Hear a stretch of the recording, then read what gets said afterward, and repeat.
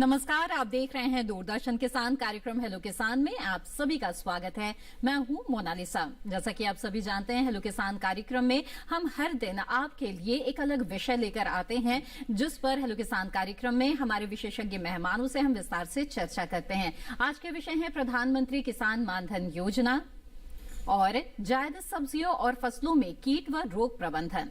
तो ये दो महत्वपूर्ण विषय हैं जिन पर आज के इस कार्यक्रम में हम अपने विशेषज्ञ मेहमानों से चर्चा करेंगे। साथ ही आप भी इस कार्यक्रम में हमारे साथ जुड़ सकते हैं अपने सवालों के साथ।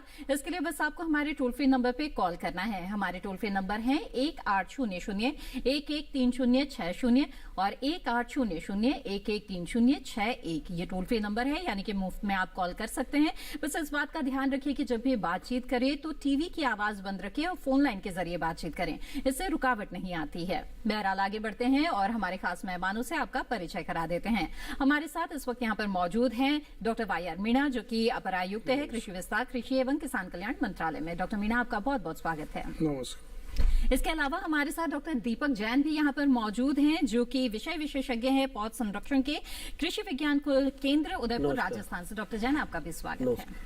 तो आइए आगे बढ़ते हैं इस कार्यक्रम में और चर्चा की शुरुआत करते हैं। और जैसा कि हमारा विषय है प्रधानमंत्री किसान मानधन योजना, तो इस योजना के बारे में और इसकी बारीकियों के बारे में आइए जानते हैं डॉक्टर मीणा से।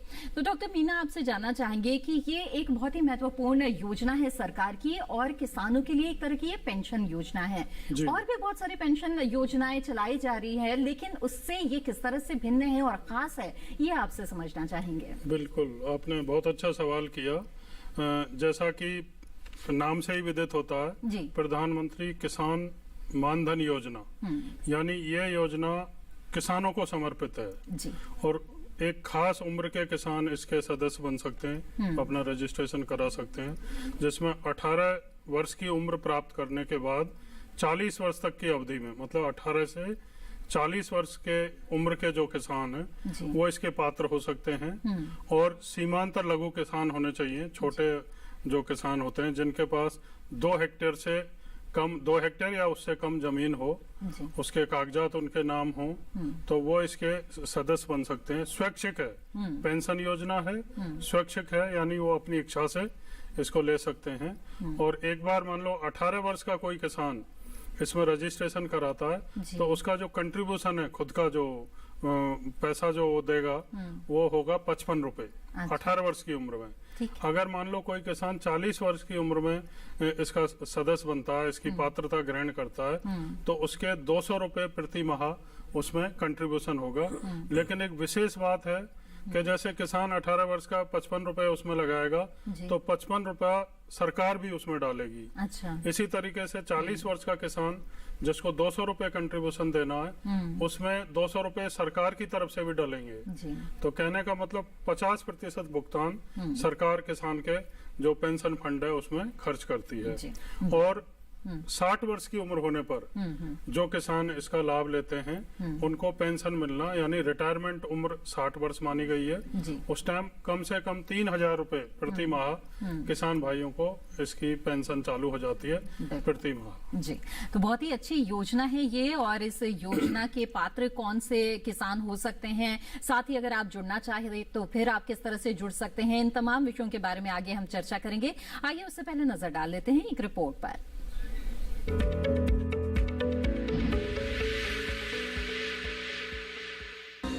प्रधानमंत्री किसान मानधन योजना को किसान पेंशन योजना भी कहा जाता है। इसके अंतर्गत हमारे देश के सभी छोटे और सीमांत किसानों को बुढ़ापे में उचित ढंग से जीवन यापन करने के लिए सरकार द्वारा पेंशन प्रदान की जाएगी। इस प्रधानमंत्री किसान मानधन योजना 2021 के अंतर्गत देश के छोटे और सीमांत किसानों को 60 साल की आयु पूरी होने पर प्रति माह 3000 रुपए की पेंशन धनराशि आर्थिक सहायता के रूप में प्रदान की जाएगी। इस किसान पेंशन योजना 2021 के अंतर्गत आवेदन करने वाले लाभार्थियों की आयु 18 से 40 वर्ष ही होनी चाहिए। केंद्र सरकार 2022 तक 5 करोड़ छोटे और सीमांत किसानों को इस योजना के अंतर्गत शामिल करेगी। इस किसान मानधन योजना का लाभ उन लाभार्थियों को भी दिया जाएगा जिसके पास 2 हेक्टेयर या उससे कम की कृषि योग्य भूमि होगी। इस योजना के तहत अगर लाभ प्राप्त करने वाले लाभार्थी की किसी कारणवश मृत्यु हो जाती है, तो लाभार्थी की पत्नी को प्रति माह 1500 रुपए दिए जाएंगे। किसान पेंशन योजना के अंतर्गत आवेदन करने वाले लाभार्थियों को हर महीने प्रीमियम भी देना होगा। 18 वर्ष की आयु वाले लाभार्थियों को हर महीने 55 रुपए के प्रीमियम का भुगतान करना होगा तथा 40 वर्ष की आयु वाले लाभार्थियों को 200 रुपए का प्रीमियम का भुगतान करना होगा। तभी वो इस योजना का लाभ 60 की आयु पूरी होने पर उठा सकते हैं। प्रधानमंत्री किसान मानधन योजना 2021 के तहत लाभार्थी का बैंक अकाउंट होना चाहिए तथा बैंक अकाउंट आधार कार्ड से लिंक होना चाहिए। इस योजना के अंतर्गत किसानों को वृद्धावस्था में दी जाने वाली धनराशि सीधे लाभार्थी के बैंक अकाउंट में पहुंचा दी जाएगी। केंद्र सरकार का मानना है कि किसानों की सामाजिक सुरक्षा की दृष्टि से प्रधानमंत्री किसान मानधन योजना बेहद महत्वपूर्ण साबित होगी।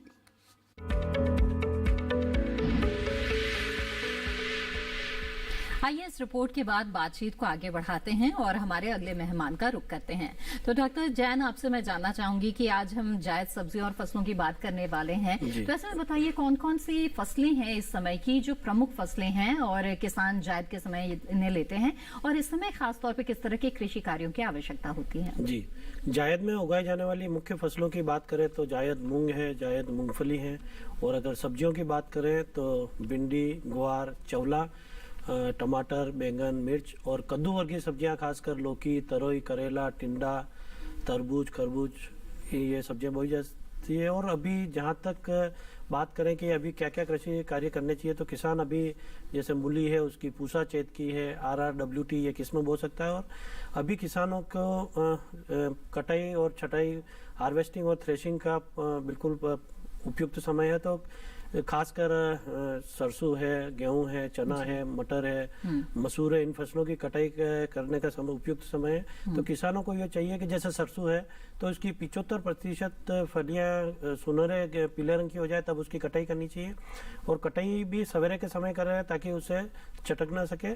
और दूसरी चीज ये भी ध्यान रखें कि पालक भी बोने का भी समय है, और मिट्टी की जांच किसानों को करा लेना चाहिए। और जिन क्षेत्रों में आलू, चना, मटर वगैरह की फसल ले ली गई है तो वहाँ पे किसान कद्दू वर्गीय सब्जियां, करेला, लौकी, तरोई, इनको पूर्व से पश्चिम की तरफ क्यारियां बनाकर 1 मीटर की दूरी पे और 50 सेंटीमीटर की दूरी पे बीजों को लगाना चाहिए। और साथ ही जहां अदरक बुआई करनी है तो अदरक को भी 22 दिन से बीजोपचार करके उसकी बिजाई करनी चाहिए। और फलदार पौधे, अगर फलदार भी अगर किसानों को करने हैं तो अभी जो मृगबहार है, जिसको किसान अपनी भाषा में कहता है ठंड की फसल है, तो उस मृगबहार के लेने के लिए अप्रैल के तीसरे सप्ताह में पानी देना उसको चालू कर देना चाहिए। तो उससे क्या कि ठंड की जो फसल आएगी वो बहुत ही अच्छी होगी। और कटाई में हमेशा ध्यान रखें कि उसके दिन में खलिहानों में उसको अच्छी तरह सूखा दे। तो इस तरह किसान भाइयों को सभी चीजों का इनका ध्यान रखना चाहिए। बिल्कुल। तो आपने अभी समसामयिक कार्यों के बारे में जाना, आगे हम जानेंगे कि जो जायद की फसलें हैं उन फसलों की देखभाल आप किस तरह से करें, रोग व कीट से फसलों को किस तरह से बचाएं। विस्तार से हमारी बातचीत होगी, लेकिन आइए उससे पहले नजर डाल लेते हैं एक रिपोर्ट पर।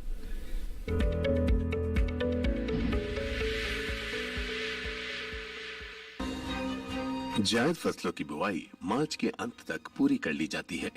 जायद के मौसम में किसान लौकी, खीरा, ककड़ी, तोरई, भिंडी, करेला, पालक, बैंगन और फूलगोभी की बुआई कर सकते हैं। इस मौसम में इन सब्जियों की बुआई करने पर किसान अच्छी उपज हासिल कर सकते हैं। लेकिन जैसे जैसे तापमान बढ़ता है और गर्म हवाएं चलती हैं, तो सब्जियों और फसलों में कीटों का प्रकोप भी बढ़ने लगता है। ऐसे में सब्जियों और फसलों की उचित देखभाल बेहद आवश्यक हो जाती है, जिसके लिए किसानों को कीट प्रबंधन के बारे में सही जानकारी का ज्ञान होना जरूरी है। जायद फसलों में फल छेदक व सुंडी का प्रकोप देखा जाता है। ये कीट फल और सब्जियों के अंदर घुसकर उसे काटकर हानि पहुंचाते हैं। सब्जियों में इसके नियंत्रण के लिए मेलाथियन 50 EC या एंडोसल्फास 35 EC 1 से 2 मिलीलीटर प्रति लीटर पानी की दर से सुबह या शाम के समय छिड़काव करना चाहिए।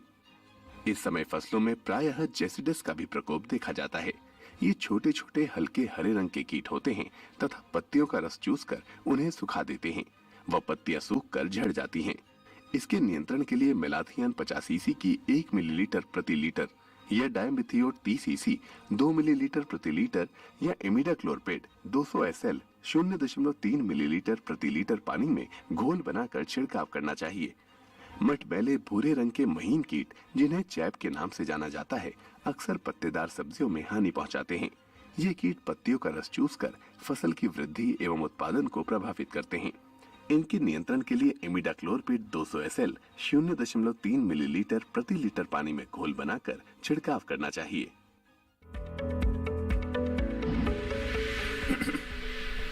जी हाँ, तो ये रिपोर्ट आपने देखी कि जायद की जो फसलें हैं उनमें किन किन तरह के रोग व कीट का खतरा हो सकता है। बातचीत को यहाँ पर आगे बढ़ाते हैं और प्रधानमंत्री किसान मानधन योजना के बारे में आइए और भी जानकारी लेते हैं। तो डॉक्टर मीना, आपसे जानना चाहेंगे कि ये योजना जो बनाई गई है वो किस लिहाज से बहुत ही महत्वपूर्ण, हम कह सकते हैं कि सामाजिक सुरक्षा की दृष्टि से ये महत्वपूर्ण तो है ही। मैं चाहूंगी कि आप हमें समझाएं कि क्या खासियत है इस योजना की, जो ये योजना है इसके पीछे की सोच किस तरह की है? जी हाँ, जैसा कि आप सभी को पता है, किसान जो हैं वो बहुत ही परिश्रम करते हैं। खेती इतनी आसानी का सौदा नहीं है, तो परिश्रम करने की जैसे जैसे उम्र बढ़ती है, उम्र के साथ किसान की जो शारीरिक क्षमता है वो भी कमजोर होती है। तो ये एक तरीके से हम कह सकते हैं किसानों के लिए बुढ़ापे की लाठी, यानी ओल्ड एज में मदद करने वाली योजना है। इसीलिए इसको पेंशन योजना भी कहते हैं। 60 वर्ष की उम्र के बाद में इसका लाभ मिलना चालू होता है। तो हम सब समझते हैं कि शक्ति क्षीण होती है, उस टाइम किसान उतनी ताकत के साथ काम नहीं कर सकते जी। और कमाई भी उनकी कम होने लगती है। तो निश्चित तौर पर बुढ़ापे की लाठी के तौर पर इसको एक सुरक्षा दी गई है सरकार की तरफ से किसानों को, कि ओल्ड एज में भी वो अपना रहन सहन ठीक से कर सकें और जो खेती के छोटे मोटे काम है उसमें भी चाहें तो पेंशन में से अपने मदद ले सकते हैं।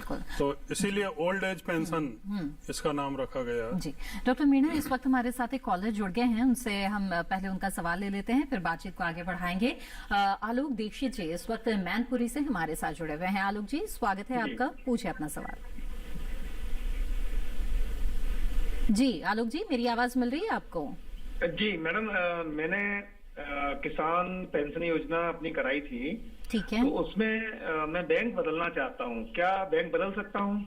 अच्छा, आइए जानते हैं। जी डॉक्टर मीना, बैंक आप किस लिए बदलना चाहते हैं? सर वो बैंक में थोड़ा पैसा कम रहता है, तो इसमें 190 रुपए मेरे हर महीने कटते हैं। अच्छा। तो वो मेंटेन नहीं कर पा रहा हूँ मैं, और दूसरी बैंक में मेरे में खाते में मैं चाहता हूँ कि मेरा उसमें हो जाए। जी, आपके इसका मतलब आपके 2 अकाउंट होंगे या 3 होंगे। जी, तो आप इसके लिए कॉमन सर्विस सेंटर जो है ना जी, वहाँ पे संपर्क कर सकते हैं जी। वो आपका जो भी चेंज होंगे उसमें वो करेंगे और मुझे लगता है उसमें कोई दिक्कत नहीं होनी चाहिए।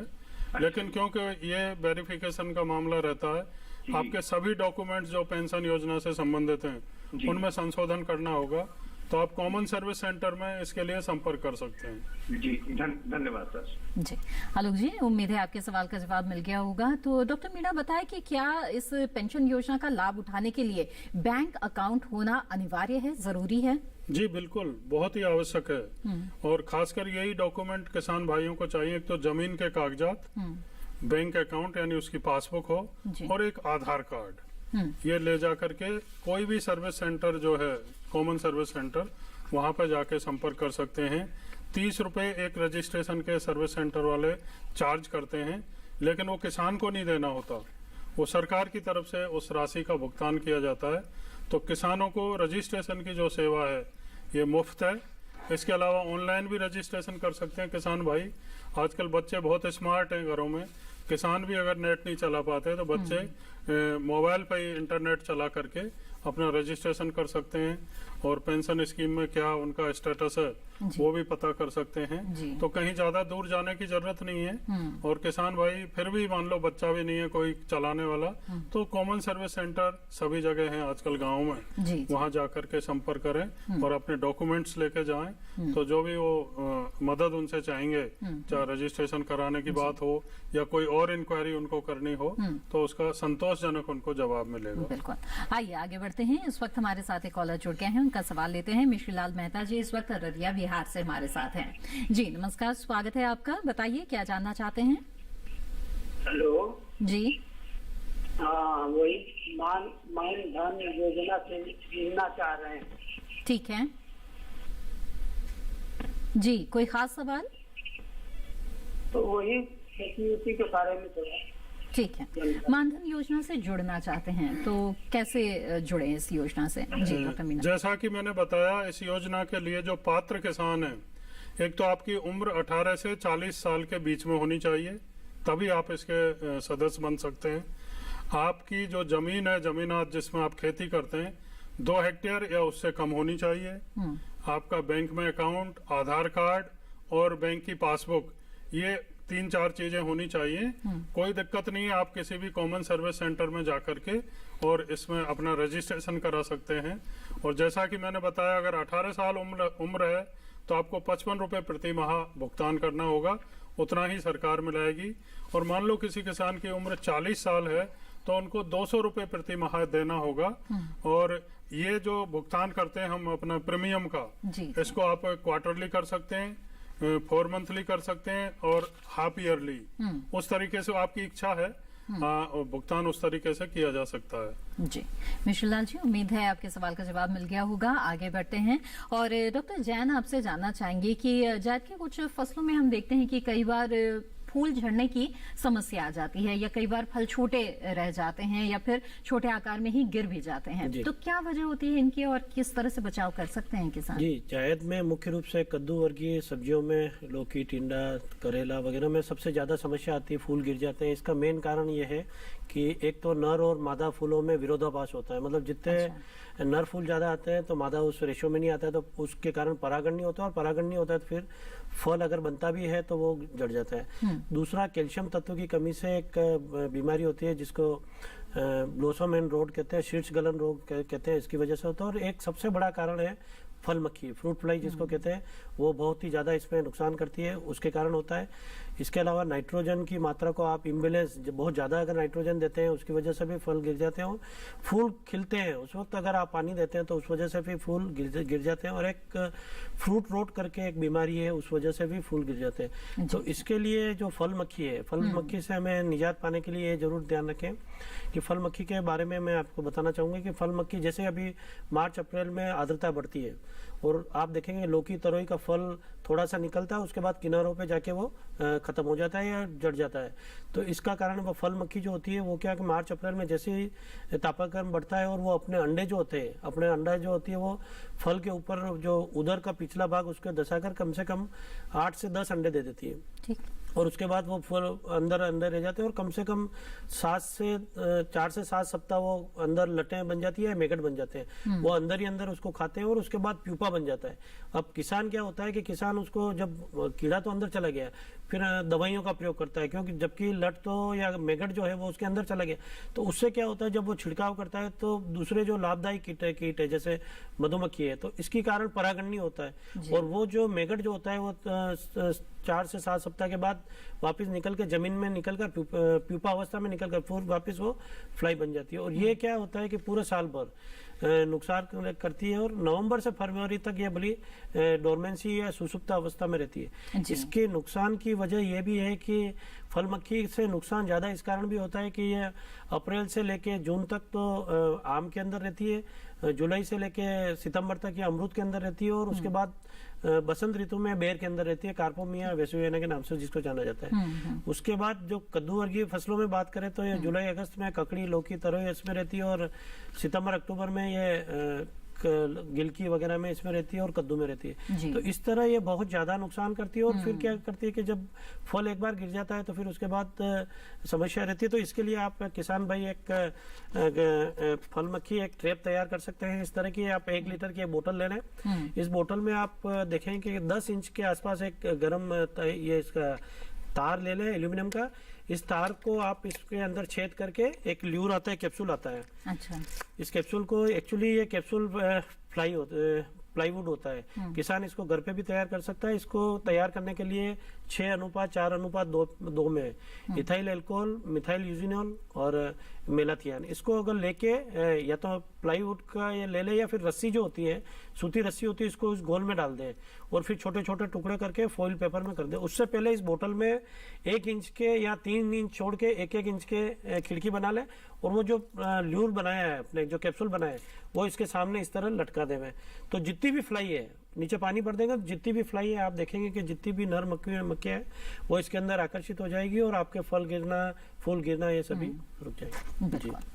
तो बहुत अच्छे तरीके से आपने यहाँ पर हमें दर्शाया कि किस तरह से फल मक्खियों से निजात पाई जा सकती है। इसी तरह से हमारी बातचीत जारी रहेगी, लेकिन फिलहाल हेलो किसान कार्यक्रम में वक्त हो गया है एक छोटे से ब्रेक का। जल्द हाजिर होंगे, आप बने रहें दूरदर्शन किसान पर।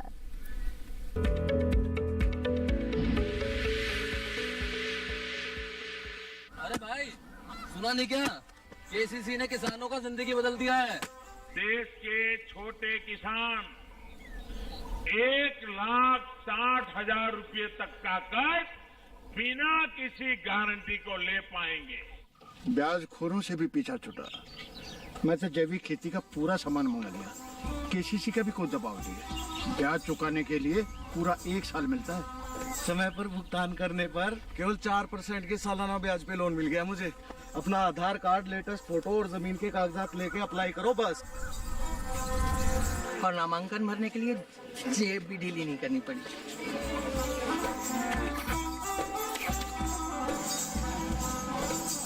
चाचा, उधार चुकाने के 24 घंटे के बाद उतने ही पैसे वापस निकाल सकते हैं।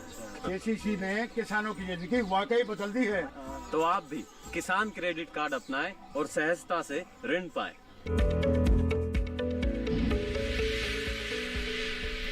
ब्रेक के बाद आप सभी का फिर से स्वागत है। आप देख रहे हैं कार्यक्रम हेलो किसान।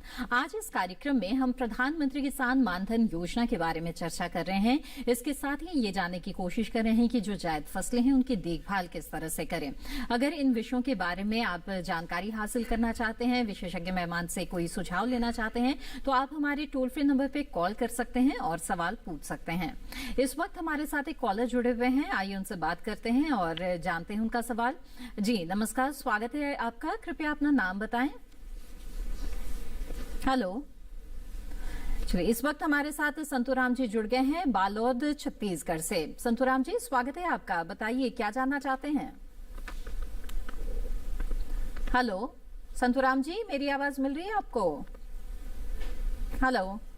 चलिए, लग रहा है हमारा संपर्क नहीं हो पा रहा है। यहाँ पर बातचीत को आगे बढ़ाएंगे और डॉक्टर मीणा आपसे जानना चाहेंगे कि आपने पात्रता के बारे में बताया था हमें, लेकिन क्या कुछ ऐसे भी किसान हैं जो पात्र नहीं हो सकते हैं इस योजना के? जी हाँ, बिल्कुल। क्योंकि जैसे मैंने बताया कि एक तो जमीन 2 हेक्टेयर या उससे कम होनी चाहिए, यानी लघु और सीमांत किसान होना चाहिए। जी जी। दूसरा, मान लो जमीन भी 2 हेक्टेयर है किसी की लेकिन साथ में दूसरा व्यवसाय भी करते हैं, जैसे डॉक्टर है, इंजीनियर है, वकील है, आर्किटेक्ट है। प्रोफेशनली अगर वो इस तरीके का व्यवसाय करते हैं तो निश्चित तौर पर उनकी आमदनी काफी बढ़ जाती है, तो वो लोग इसके पात्र नहीं हो सकते। इसके अलावा रिटायर्ड लोग हैं, कई सेवानिवृत्ति पाके पेंशन मिल रही है उनको अच्छी खासी, तो वो लोग भी इसके पात्र नहीं हो सकते। ऐसे ही कोई पॉलिटिकल हस्ती है जो कोई MLA, MP, मिनिस्टर हैं या भूतपूर्व हैं, वो भी इसका लाभ नहीं ले सकते। तो ये कई कैटेगरी हैं जिनको, और दूसरे जो विगत वर्ष में जिन्होंने इनकम टैक्स पे किया हो, ऐसे किसान भी इसके पात्र नहीं हो सकते। और पेंशन की और कई योजनाएं हैं, जैसे प्रधानमंत्री श्रम योगी योजना। माफ कीजिएगा डॉक्टर मीणा, आपको रोकना चाहूंगी यहाँ पर, इसके बारे में जानेंगे आगे, लेकिन एक कॉलर हमारे साथ इस वक्त जुड़ गई है, केतकी जी छत्तीसगढ़ से। पहले इनका सवाल ले लेते हैं। केतकी जी, स्वागत है आपका, पूछिए अपना सवाल। हेलो केतकी जी, मेरी आवाज मिल रही है क्या आपको? हेलो केतकी जी, क्या मेरी आवाज मिल रही है आपको? चलिए, लगता है हमारा संपर्क टूट गया है। जी डॉक्टर मीणा, आप अपनी बात जैसे मैं बता रहा था, कई पेंशन की दूसरी स्कीम का जो किसान भाई लाभ ले रहे हैं, जैसे प्रधानमंत्री श्रम योगी योजना है या नेशनल पेंशन स्कीम है, तो वो ऐसी 2-3 योजनाओं का एक साथ लाभ नहीं ले सकते, तो वो किसी एक ही योजना का लाभ ले सकते हैं। तो ये विशेष ध्यान रखा गया है कि ज्यादा से ज्यादा किसान हमारी जो प्रधानमंत्री मानधन योजना है या पेंशन योजना है उसका लाभ ले पाए। जी बिल्कुल, आइए आगे बढ़ते हैं। और डॉक्टर जैन, मैं आपका रुख करना चाहूंगी। आपसे मेरा सवाल ये है कि 3G कटिंग के बारे में हमने सुना है, ये किस तरह से ये कटिंग की जाती है और क्या लाभ है? खासतौर पे खीरा, करेला, लौकी की अगर बात करें तो क्यों जरूरत पड़ती है 3G कटिंग की? जो खीरा, ककड़ी, करेला वगैरह है, ये सब कद्दू वर्गीय फसलें हैं। इनमें सबसे बड़ी दिक्कत ये है कि इनमें नर और मादा फूलों का विरोधाभास होता है। तो इसके लिए क्या होता है कि जो आपने जो भी बेल लगाई है, पौधा लगाया है, तो उसमें जब 12 पत्ते आ जाए तब जब 12 पत्ते आ जाए तब उसको आगे से आपको उसको काट लेना है।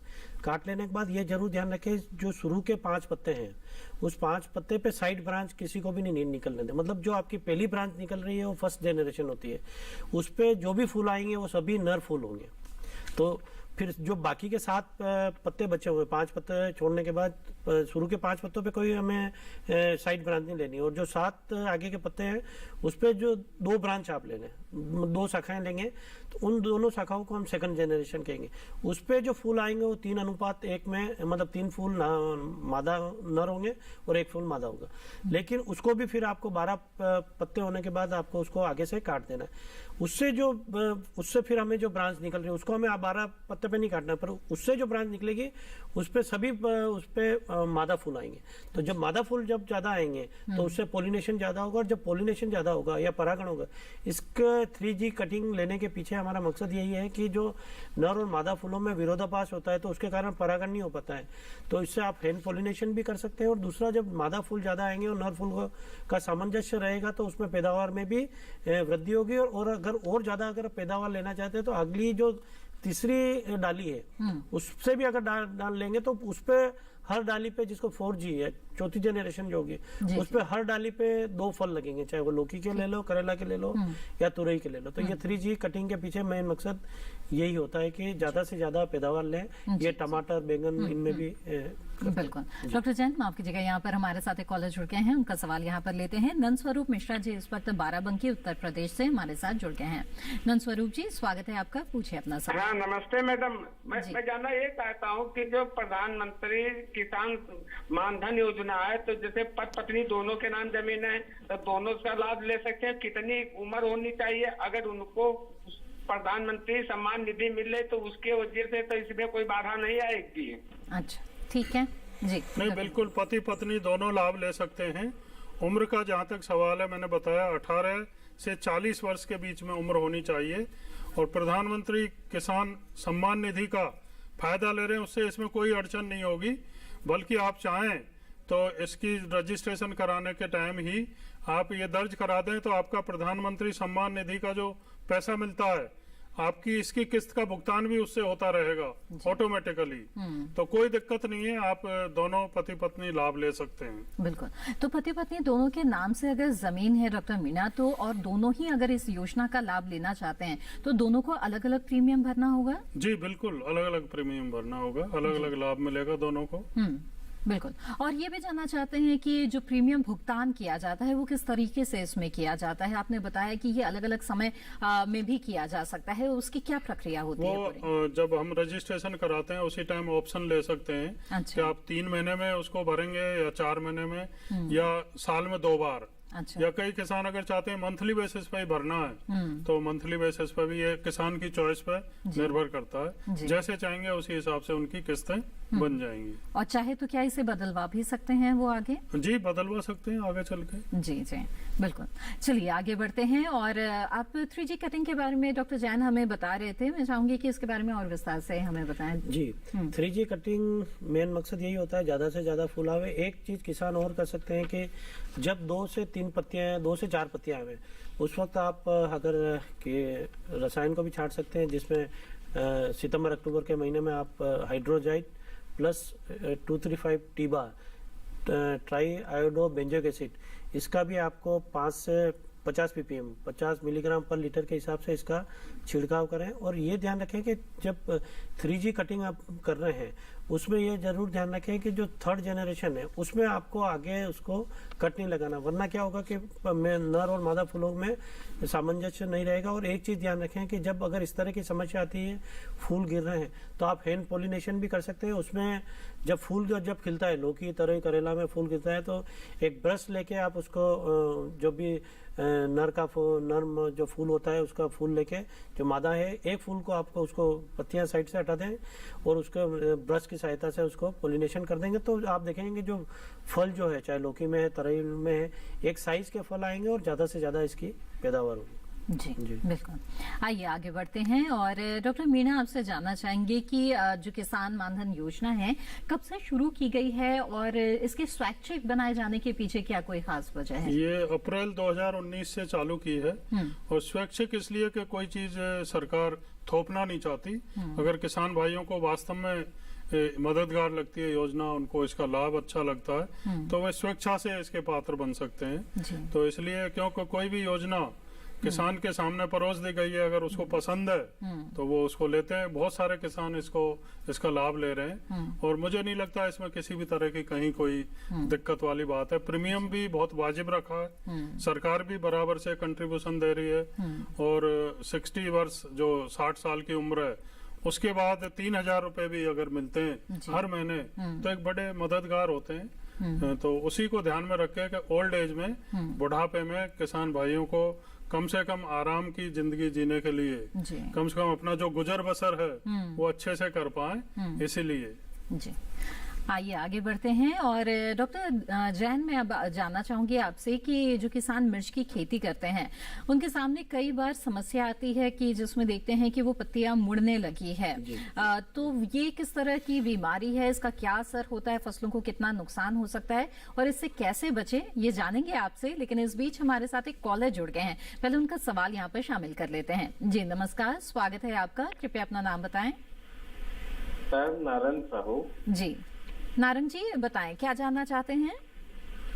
सर ये प्रधानमंत्री मानधन योजना जो है उसमें परिवार के कितने लोग कर सकते हैं? और जी सर नारायण साहू। ठीक है, नारायण साहू जी नारायण, ठीक है, माफ कीजिएगा, नारायण साहू जी। हाँ, तो कितने लोग इस योजना का लाभ ले सकते हैं और कुछ और भी जानना चाहते हैं? हाँ, और उसका जो प्रीमियम है वो कितना देना पड़ेगा और कहाँ पे देना पड़ेगा? जी ठीक है, आइए जानते हैं। जी डॉक्टर, परिवार के जितने लोगों के नाम जमीन है वो इसके सदस्य हो सकते हैं, बन सकते हैं, लाभ ले सकते हैं। और 2 हेक्टेयर से कम जमीन होनी चाहिए या 2 हेक्टेयर, उससे बड़े जो किसान हैं उनको इसमें सम्मिलित नहीं किया गया है। जब मैंने कहा पति पत्नी दोनों भी इसका लाभ ले सकते हैं, तो उनके बेटे भी अगर हैं, उनके नाम से जमीन है तो निश्चित तौर पर वो भी इसका लाभ ले सकते हैं। जहाँ तक सवाल प्रीमियम का है, जो मंथली भुगतान करना है आपको, वो 18 से 40 वर्ष की उम्र के बीच में, उम्र के हिसाब से प्रीमियम इसका आता है। जैसे 18 साल में आप शुरू करते हैं तो 55 रुपए प्रति माह आपको देना होगा, सरकार भी उतना ही मानदेय इसमें देगी। इसी तरीके से 40 वर्ष की उम्र है तो 200 रुपए प्रति माह आपको भुगतान करना होगा और सरकार भी अपना 200 रुपए उसमें डालेगी। तो कुल मिला के आपके खाते में 400 रुपए जमा हो रहा है वहाँ। और जो 55 रुपए डाल रहा है उसके अकाउंट में, पेंशन का जो अकाउंट है, 110 रुपए जमा हो रहा है। और 60 वर्ष की जैसे ही उम्र होगी परिवार के किसी भी सदस्य की, उसको 3,000 रुपए प्रति माह पेंशन मिलना चालू हो जाएगा। बाकी जमीन के कागजात के साथ आप बैंक अकाउंट्स की डिटेल, आपका आधार कार्ड, ये लेकर के कोई भी जो नजदीकी कॉमन सर्विस सेंटर है वहां पर जाकर के आप अपना रजिस्ट्रेशन करा सकते हैं। 30 रुपए वो लेते हैं रजिस्ट्रेशन वाले, लेकिन वो आपसे नहीं लेंगे, सरकार उसका भुगतान करती है। इसलिए आपका कोई खर्चा नहीं है, आप निसंकोच इस योजना का लाभ ले सकते हैं। बिल्कुल, आइए आगे बढ़ते हैं। इस बीच हमारे साथ एक और कॉलर जुड़ गए हैं, सरवन सिंह जी अजमेर राजस्थान से हमारे साथ जुड़े हुए हैं। सरवन जी स्वागत है, पूछे अपना सवाल। हमारे बात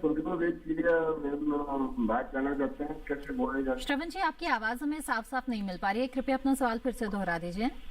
हाँ जी, हेलो जी। हमें तुरई लगाना चाहते हैं। तुरई लगाया आपने? तुरई लगाना चाहते हैं। ठीक है, ठीक है। तुरई और टिंडी है, तिमची। ठीक है, तो तिमची भी लगाना चाहते हैं। तुरई लगाना चाहते हैं, उसमें कहाँ से भी नहीं, बीज भी अच्छा चाहिए हमारे को। अच्छा, आप लगाना चाहते हैं, बीज कहाँ से मिलेंगे? ठीक है, आइए जी जी जी जी जी ठीक जी बताएं। तुरई के बीज आप पूसा अनुसंधान केंद्र से IRI से प्राप्त कर सकते हैं। पूसा, नजदार, इसकी बहुत अच्छी किस्में उसको लगा सकते हैं। इसके लिए 4 से 5 किलो बीज की आवश्यकता होती है। एक काम करें, इसको बीज को बोने से पहले 2 ग्राम प्रति किलो बीज 22 दिन से उसको उपचारित कर दें या फिर ट्राइकोडर्मा से उसको 5 से 6 ग्राम ट्राइकोडर्मा प्रति किलो बीज से उपचारित कर दें। और इसको क्यारियों में हमेशा ध्यान रखें, क्यारियों में इसको बोएं।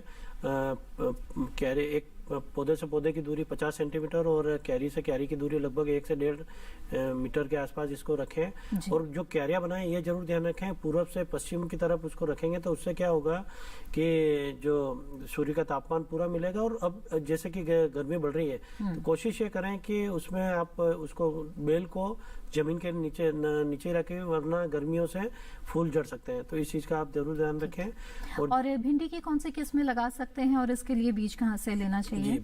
भिंडी की जो बता रहे हैं उसके लिए ICR IRA से बीज उसको मिल सकता है। उसके लिए A5 IRA ने बहुत ही अच्छी किस्म निकाली है। इसके अलावा भिंडी की पंजाब बहार है, वर्षा उपहार है, अर्का अभय है और अर्का अनामिका, ये बहुत ही अच्छी किस्में हैं। इसको भिंडी की किस्म को आप ले सकते हैं। और अभी अगर आप जो इसमें ये ध्यान रखें कि अभी अगर आप बुआई कर रहे हैं तो इसके लिए 18 से 20 किलो प्रति हेक्टेयर बीज की आवश्यकता है। और भिंडी के लिए 30 सेंटीमीटर बाई 15 सेंटीमीटर दूरी रखनी चाहिए। और अगर बारिश में अगर आप बो रहे हैं तो उसमें 8 से 10 किलोग्राम बीज की आवश्यकता होती है। और 15 सेंटीमीटर कतार से कतार की दूरी और पौधे से पौधे की दूरी 15 सेंटीमीटर रखें।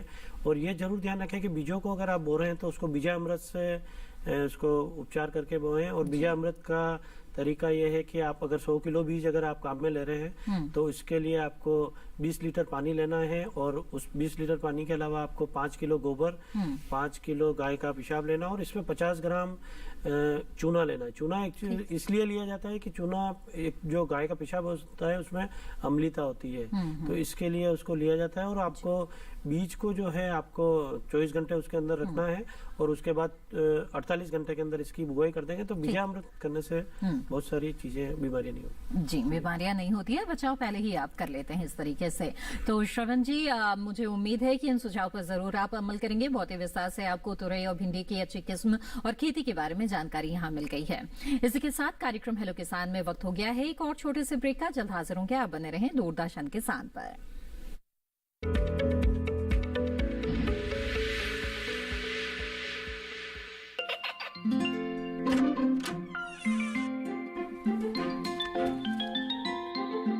ये क्या हो रहा है? काशवी, इतने कम मार्क्स? काशू बेटा पढ़ा करो, पढ़ोगी नहीं तो आगे कैसे बढ़ोगी? मम्मा, मैं भी तो आपसे यही कहना चाहती हूँ, पढ़ा करो। आप पढ़ोगे नहीं तो आगे कैसे बढ़ोगे? मतलब? वो देखो, सिर्फ बैक पर छपा ऑर्गेनिक नहीं, ऑर्गेनिक का निशान पहचानिए।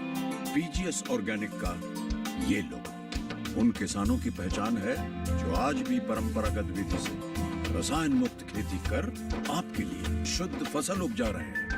अब समझे मम्मा, अगर मैं प्योर ऑर्गेनिक फूड नहीं खाऊंगी तो अच्छे मार्क्स कहाँ से लाऊंगी? अच्छा बच्चों, जैविक खेती की इस मुहिम को आगे बढ़ाइए, शुद्ध ऑर्गेनिक अपनाइए।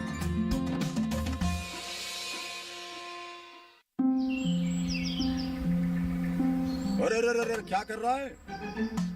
इधर इधर इधर, हम बोल रहे हैं तेरे बीजू का। पुतला बोल रहा है? हाँ, पक्षियों से तो हम खेत को बचा लेते हैं, पर इन घातक रसायनों से कैसे बचाएं? मतलब? देख बेटा, तू जो ये अंधाधुंध रसायन मिलाता है ना, मिट्टी की सेहत बिगड़ने लगी है। और जब माटी ही कमजोर पड़ जाएगी तो उपज कैसे सेहतमंद होगी? अरे पहले ऐसा नहीं था। पूछना अपने बड़े बुजुर्गों से, कैसे फसल लहलहाती थी, शुद्धता झलकती थी। हाँ, माटी भी तंदुरुस्त और लोग भी। पहली वाली बात कहाँ? पर अब तो सभी डाले हैं। सब नहीं, आज भी लाखों जागरूक किसान परंपरागत विधि से फसल उगा रहे हैं। खर्चा कम और उपज की कीमत भी बेहतर पा रहे हैं। ठीक है भाई, मैं भी आज से जैविक खेती शुरू करूंगा। माटी से प्रेम की परंपरा है परंपरागत खेती।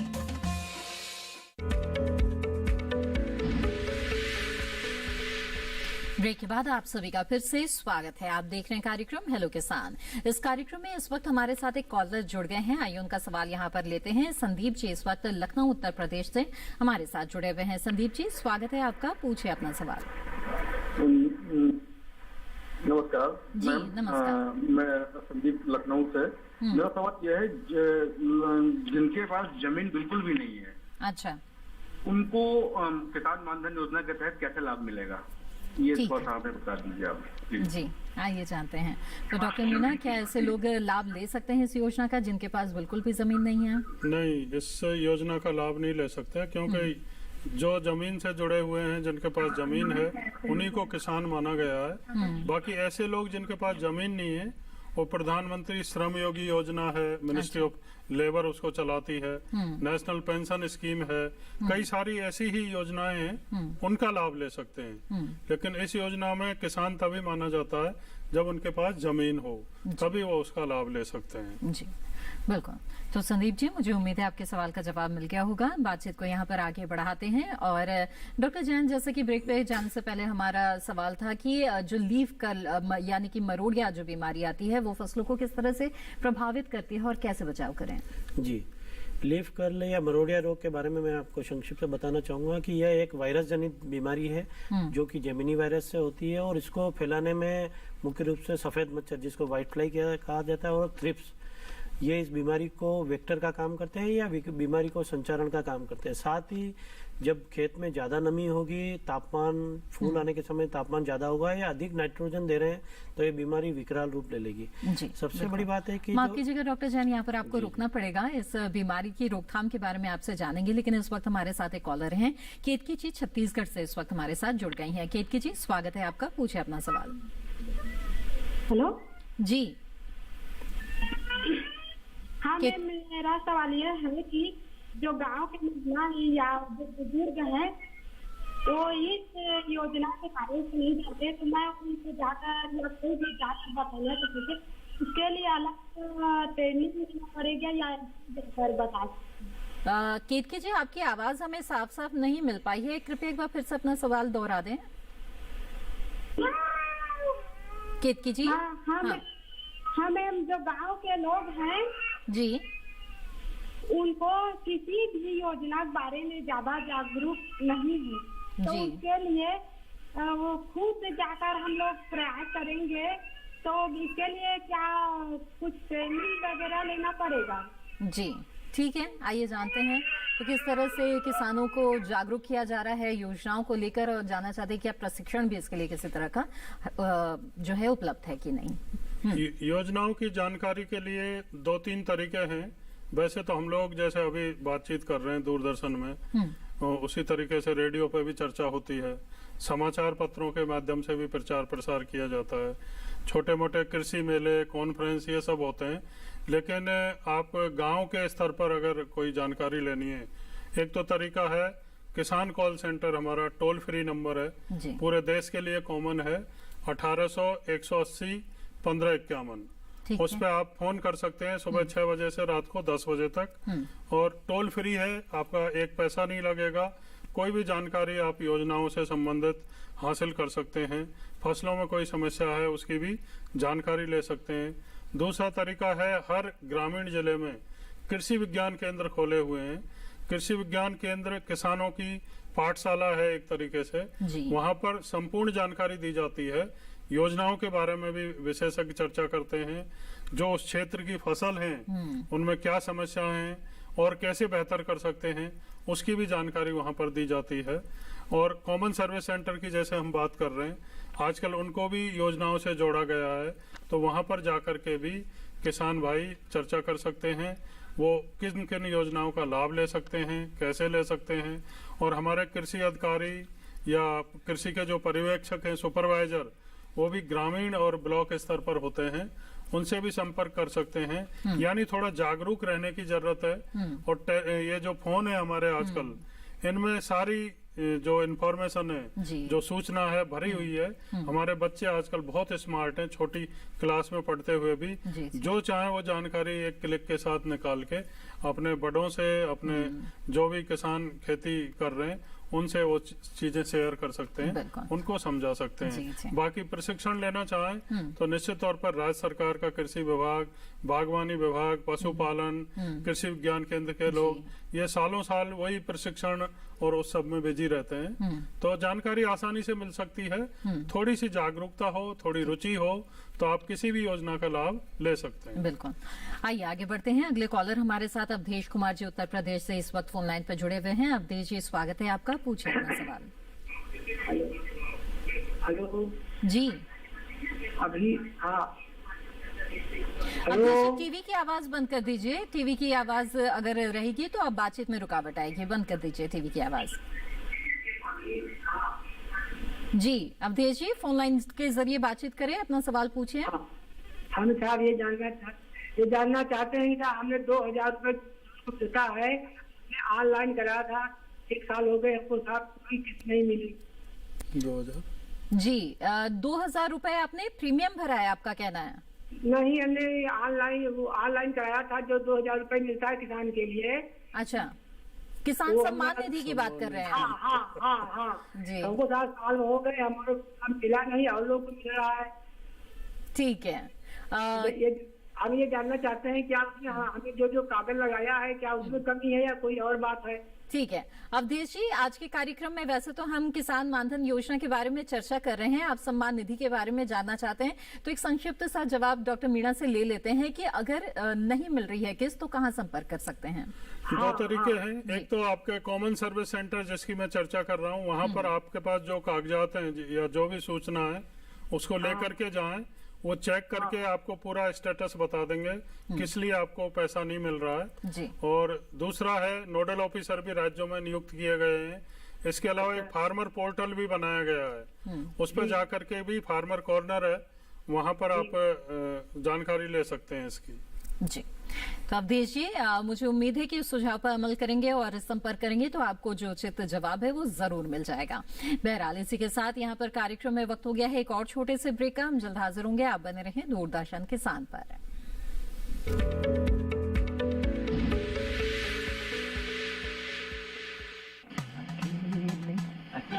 अरे वाह भैया, अकेले अकेले? अरे तू भी ले, पर खाएगा कैसे? मैं ऑर्गेनिक खेती की बात कर रहा रे बेटे। अकेले अकेले खेती कब तक करेगा? मतलब गांव में 20-25 किसानों का समूह बना के पंजीकरण करवा ले, फिर सरकारी ट्रेनिंग भी मिलेगी और मुफ्त जैविक बीज खाद भी। फिर बीजीएस ऑर्गेनिक की सरकारी मोहर के साथ तेरी उपज आकर्षक पैक में पहुंचेगी बड़े बाजार तक। अच्छा? हाँ। अरे भाई कहाँ चल दिया? सबको साथ लाने, आमदनी बढ़ाने। तो किसान भाई समझ गए ना, साथ मिलकर ऑर्गेनिक खेती कीजिए, अपनी परंपरा को आगे बढ़ाइए, ज्यादा मुनाफा कमाइए। माटी से प्रेम की परंपरा है, परंपरागत खेती।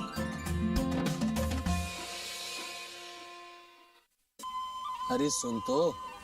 मुझे क्या सुनाना चाहते हो? जो सुनाओ मेरी सौतन को। किसको? अरे वही तुम्हारा मोबाइल फोन जिससे सुबह शाम दिन रात चिपके रहते थे और कहते थे किसान कॉल सेंटर से बातें हो रही हैं। अच्छा ये बात है। हाँ क्यों, क्या हुआ? अब बात नहीं होती क्या? अब तो झट से बात हो जाती है। ऐसा क्या? हाँ, अब तो ज्यादा लाइनें और खास तकनीक के कारण खेती के माहिरों से तुरंत बात हो जाती है। और अगर कभी लाइन व्यस्त हो तो अपनी समस्या फोन पर रिकॉर्ड करा दो, वहाँ से फोन आ जाता है और समस्या की हल का मैसेज भी आ जाता है। ये देखो आ गया। अरे वाह, इसका मतलब इंतजार की घड़ी अब खत्म। हाँ। तभी मैं सोचूं कि आजकल मुझ पर इतना प्यार क्यों आ रहा है। कृषि संबंधी समस्याओं का अपनी भाषा में तुरंत हल पाने के लिए पूरे भारत में किसी भी फोन से हेल्पलाइन नंबर पर संपर्क करें। किसानों का दोस्त किसान कॉल सेंटर।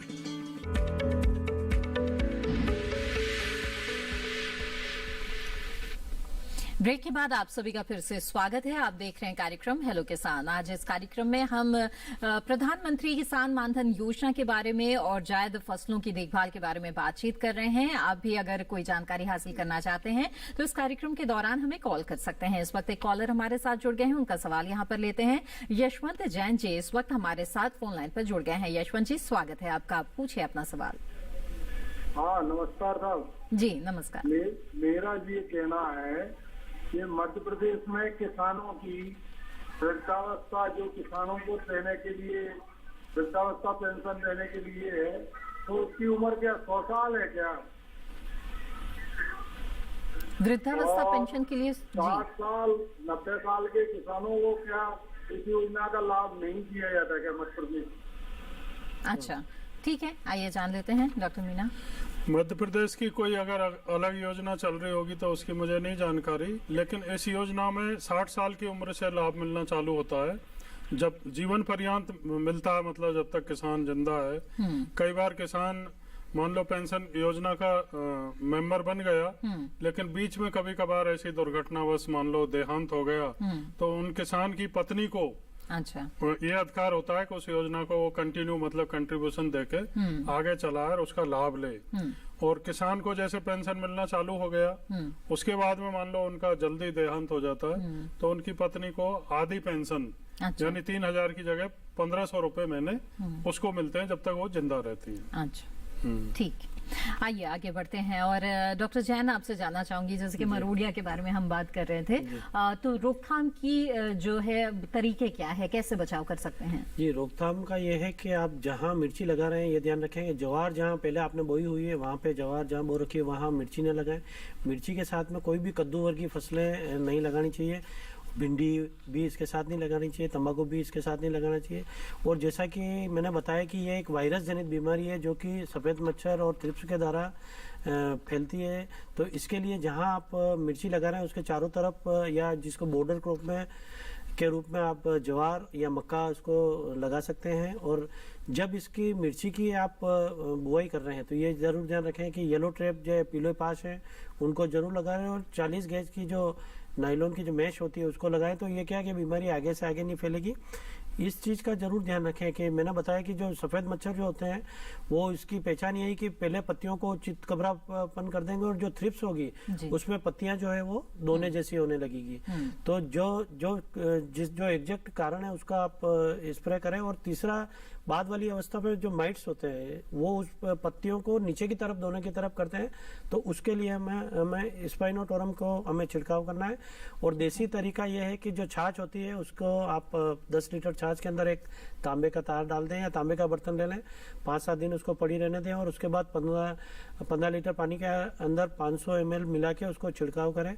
और रसायन का अगर आप छिड़काव कर रहे हैं तो डाइफेंथुरोन और इमिडाक्लोप्रिड को, डाइफेंथुरोन का हमें 25 ग्राम और इमिडाक्लोप्रिड को 5 मिलीलीटर प्रति 15 लीटर पानी के हिसाब से हमें छिड़काव करना है।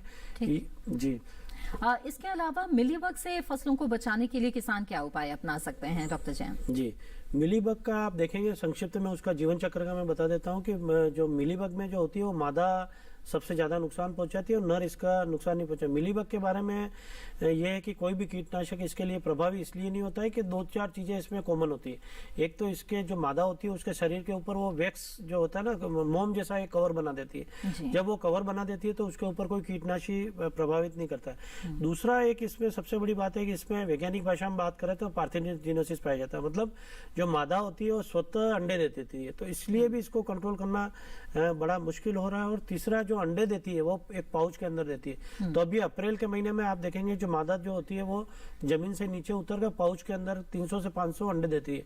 आप कोशिश ये करें कि पौधे अभी जमीन के अंदर ये अंडे देने की अवस्था पे है, तो उसको सितंबर तक उसमें जहाँ थाले हैं या जो जमीन आपकी जहाँ आसपास जो जमीन पड़ी हुई है उसको आप उसको खुदाई करते रहे हैं। और जैविक तरीके के लिए आप वर्टिसिलियम जो है उसको 5 मिलीलीटर प्रति लीटर पानी के हिसाब से आप इसका छिड़काव करेंगे तो मिलीबग से निजात पाया जा सकता है। और ये भिंडी में है, फलदार पौधे पपीता वगैरह में सब में ये नुकसान पहुंचाती है। और रासायनिक में अगर बात करें तो प्रोफेनोफॉस और साइपरमेथ्रिन का जो मिक्सचर आता है उसको हमें 2 मिलीलीटर प्रति लीटर पानी के हिसाब से इसको हमें छिड़काव करना है।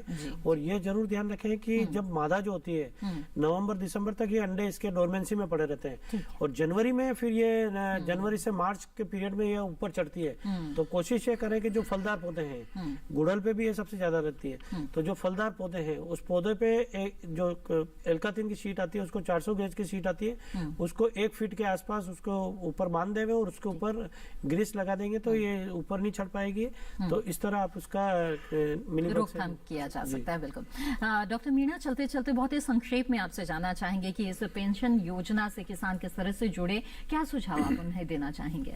पेंशन योजना से जुड़ने के लिए बहुत आसान तरीका मैंने बताया। किसान भाई सबसे पहले तो इसकी जानकारी अगर उनको नहीं है तो थोड़ी जानकारी ले लें और वो जानकारी उनको कॉमन सर्विस सेंटर जो है वहाँ से आसानी से मिलेगी और वहीं पर वो अपना रजिस्ट्रेशन भी करा सकते हैं और फिर इसका लाभ ले सकते हैं, अपने दूसरे साथियों को भी सलाह दे सकते हैं, क्योंकि इसमें कहीं कोई नुकसान वाली गुंजाइश नहीं है। सरकार आधा पैसा अपनी तरफ से इसमें डाल रही है, खासकर केंद्र सरकार पूरी तरह से इसको जो LIC है उसके माध्यम से संचालित कर रही है। तो बहुत आसान है, कॉमन सर्विस सेंटर है, वहाँ पर संपर्क करें, अपना रजिस्ट्रेशन कराएं, कोई शंका हो उसका समाधान भी करवाएं और इस योजना का लाभ लें। बहुत अच्छा। तो डॉक्टर वायर मीणा और डॉक्टर दीपक जैन, आप दोनों ने इस कार्यक्रम के दौरान हमें बहुत अच्छी जानकारियां दी। आप दोनों का बहुत बहुत धन्यवाद। नमस्कार। तो आज आपने विस्तार से जाना किस तरह से आप पेंशन योजना का लाभ ले सकते हैं और जायद फसलों को किस तरह से रोग व कीट से बचा सकते हैं। आगे बढ़ते हैं, बता दें आपको कल के विषय के बारे में। हेलो किसान कार्यक्रम में कल चर्चा के लिए जो विषय रहेंगे उनके बारे में बता दें, वो है पत्तेदार सब्जियों की खेती, इसके अलावा कपास की अच्छी उपज कैसे करें। तो इन 2 महत्वपूर्ण विषयों पर कल के कार्यक्रम में विस्तार से चर्चा होगी। तो आपको एक बार फिर से बता दूं विषय के बारे में, पत्तेदार सब्जियों की खेती और इसके अलावा कपास की अच्छी उपज कैसे करें। जी हाँ, तो इन विषयों के बारे में कल आप इस कार्यक्रम में जुड़ सकते हैं। इसके अलावा अपने सवाल आप हमें ईमेल के जरिए भी भेज सकते हैं। हमारा ईमेल आईडी है hellokisan2015@gmail.com। आप फेसबुक के जरिए भी हमसे जुड़े रह सकते हैं। हमारे फेसबुक पेज पर जाने के लिए हिंदी में टाइप करें हेलो किसान। इसके अलावा दूरदर्शन किसान के कॉल सेंटर नंबर पर भी आप कॉल कर सकते हैं, जिसका टोल फ्री नंबर हम आपको बता देते हैं 1800-113-060। सोमवार से शनिवार सुबह 6 बजे से रात 10 बजे के बीच कॉल करके अपने सवाल आप दर्ज करा सकते हैं। हेलो किसान कार्यक्रम को आप दूरदर्शन किसान के यूट्यूब चैनल पर भी देख सकते हैं। इसके लिए टीवी स्क्रीन पर दिखाए जा रहे इस QR कोड को स्कैन करें। इसी के साथ हेलो किसान की आज की कड़ी में बस इतना ही। हमें दीजिए इजाजत। आप बने रहें दूरदर्शन किसान पर। नमस्कार।